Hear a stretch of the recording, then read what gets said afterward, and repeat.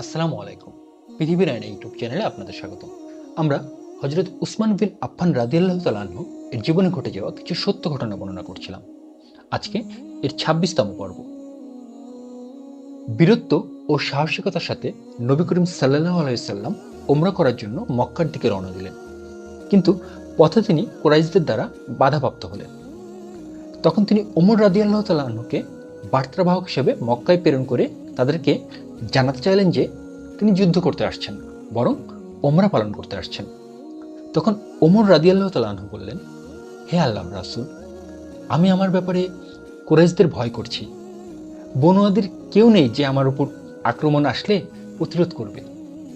কুরাইশদের সাথে আমার শত্রু ও কঠোরতার ব্যাপারে আপনার তো জানা আছে, বরং আমি আপনাকে এমন একজন লোক দেখিয়ে দিচ্ছি যিনি কুরাইশদের কাছে আমার থেকে অধিক সম্মানিত। তিনি উসমান বিন আফফান।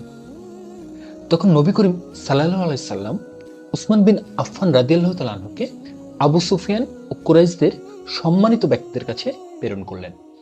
কুরাইশদেরকে এ বিষয় জানিয়ে দিতে যে তিনি যুদ্ধ করতে আসেননি, বরং কাবাঘর জিয়ারত করতে এসেছেন। উসমান রাদিয়াল্লাহু তাআলা আনহু মক্কার দিকে সফর শুরু করে দিলেন। মক্কা প্রবেশ করার আগে আবান বিন সাইদ বিন আল আসের সাথে তার দেখা হলো। সে তাকে আশ্রয় দিয়েছে। তিনি তার সাথে মক্কায় গিয়ে রাসূল সাল্লাল্লাহু আলাইহি সাল্লামের বার্তা কুরাইশদের কাছে পৌঁছে দিলেন। যখন উসমান রাদিয়াল্লাহু তাআলা আনহু বার্তা শোনানো শেষ করলেন, তখন তারা বলল, যদি তুমি চাও বাইতুল্লাহ তাওয়াফ করবে তাহলে করো।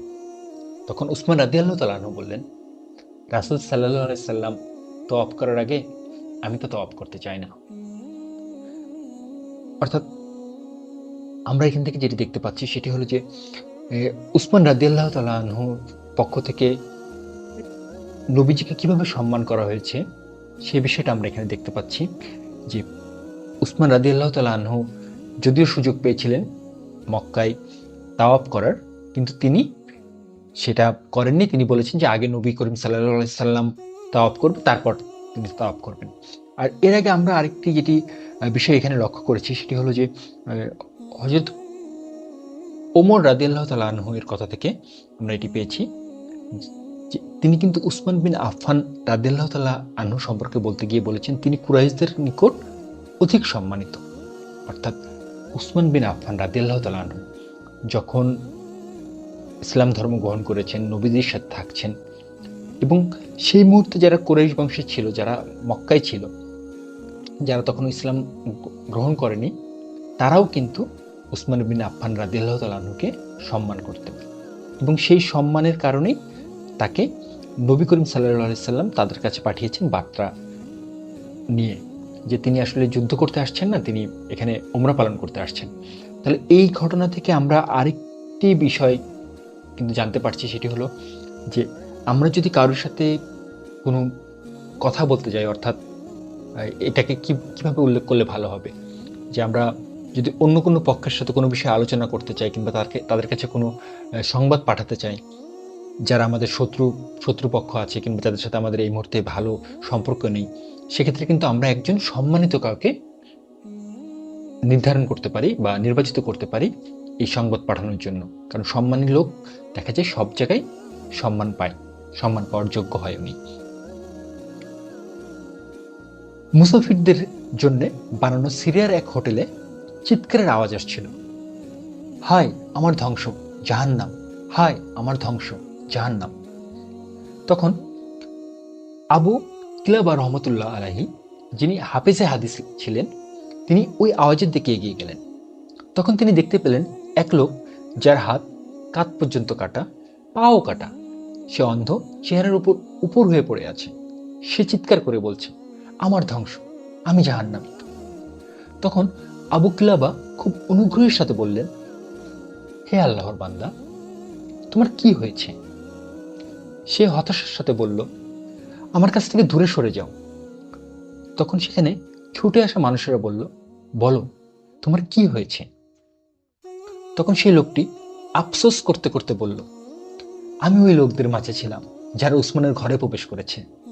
আমি তাদের অগ্রভাগী ছিলাম যারা তার কাছে গিয়েছিল। আমি যখন তার দিকে এগিয়ে যেতে লাগলাম, তখন তার স্ত্রী চিৎকার দিয়ে উঠল। সে চিৎকার দেওয়ার কারণে আমি তাকে থাপ্পড় মারলাম।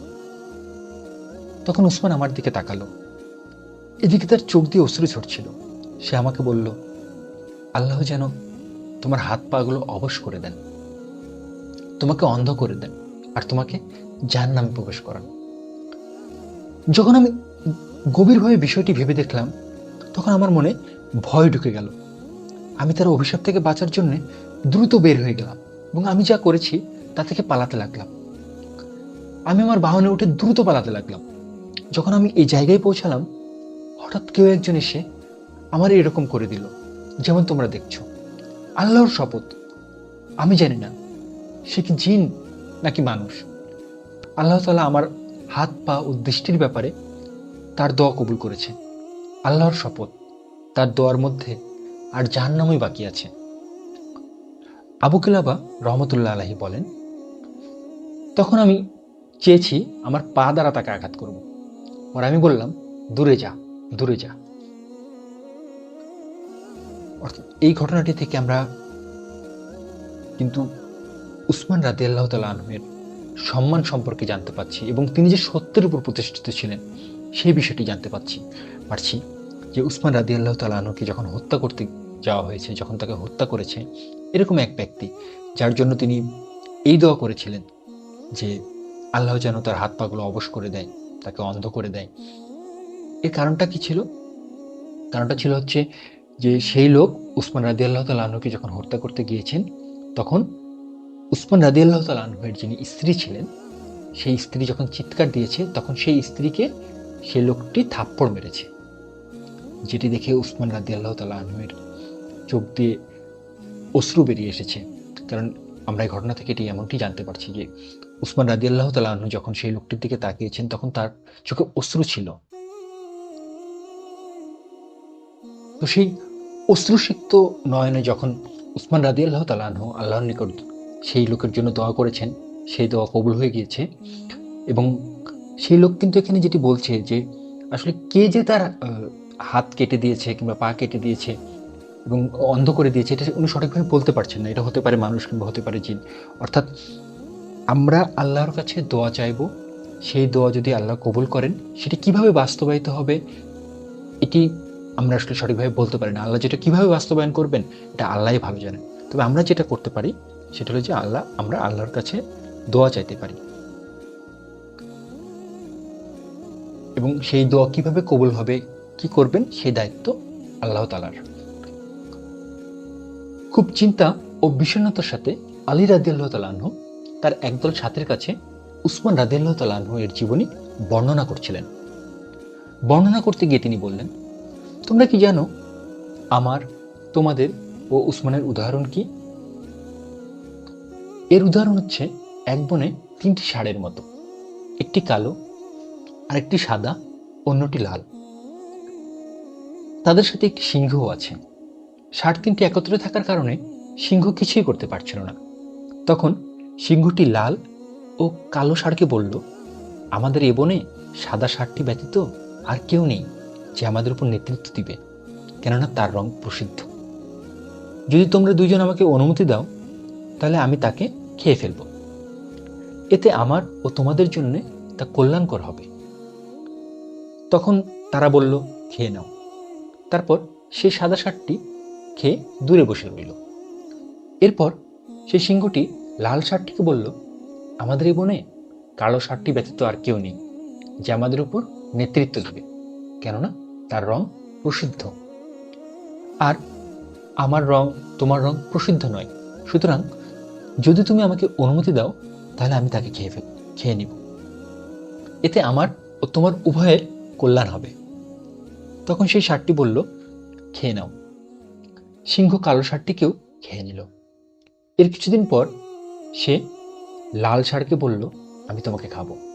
তখন ষাঁড়টি বলল, আমাকে সুযোগ দাও, আমি 3 বার চিৎকার দিব। সিংহ বলল, দাও। ষাঁড়টি চিৎকার করে বলল, জেনে রাখো, আমাকে সেদিন খেয়ে ফেলেছে যেদিন সাদা ষাঁড়টিকে খাওয়া হয়েছে। আমাকে সেদিন খেয়ে ফেলেছে যেদিন সাদা ষাঁড়টিকে খাওয়া হয়েছে। আমাকে সেদিন খেয়ে ফেলেছে যেদিন সাদা ষাঁড়টিকে খাওয়া হয়েছে।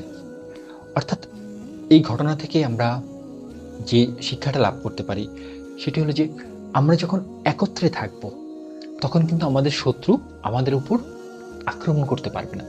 যেমনটি আমরা এই ঘটনায় দেখেছি যে 3টি ষাঁড় যখন ছিল, একত্রে ছিল, তখন কিন্তু তাদের উপর সিংহ আক্রমণ করতে পারছিল না। কিন্তু সিংহটি যখন একজন ষাঁড়কে আক্রমণ করার সুযোগ পেল, মানে তারপর দ্বিতীয় ষাঁড়কে, এভাবে একজন করে ষাঁড়কে সে আক্রমণ করে সবাইকে শেষ করে দিল। অর্থাৎ যখন আমাদের একই রকম জাতিগোষ্ঠীর উপর অন্য, মানে এটা কিভাবে বলা যেতে পারে যে ষাঁড় যেগুলো ছিল তারা কিন্তু একই রকম, 3টি ষাঁড় একই রকম, যে তারা হলো ষাঁড়, তাদের পরিচয় হলো তারা ষাঁড়। কিন্তু সিংহ কিন্তু অন্য জাতের। কিন্তু সিংহ শক্তিশালী, অবশ্যই শক্তিশালী, কিন্তু 3জনের সাথে সেই সিংহ পেরে উঠছিল না।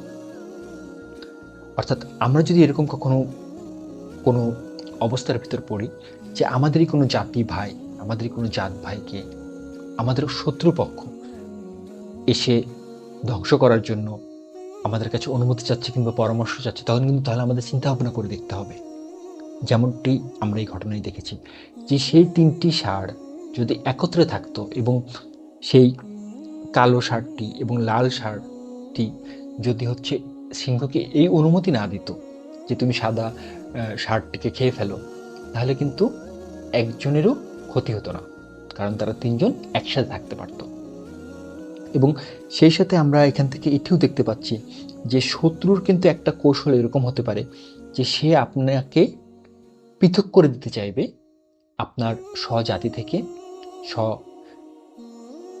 স্বজাতের যে যারা আছে তাদের থেকে আপনাকে শত্রু পৃথক করে দিতে চাইবে।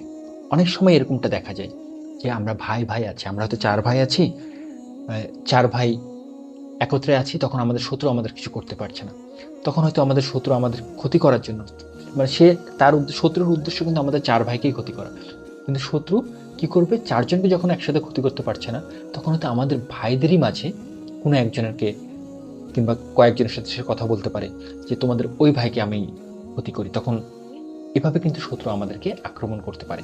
সুতরাং আমাদেরকে এই ব্যাপারে সাবধান থাকতে হবে। এমন শিক্ষাই আমরা এই ঘটনা থেকে দেখতে পাচ্ছি। তো আজকের মতো ঘটনা এই পর্যন্তই। এরকম আরও ঘটনা জানার জন্য এবং শোনার জন্য আমাদের সাথেই থাকুন। ধন্যবাদ।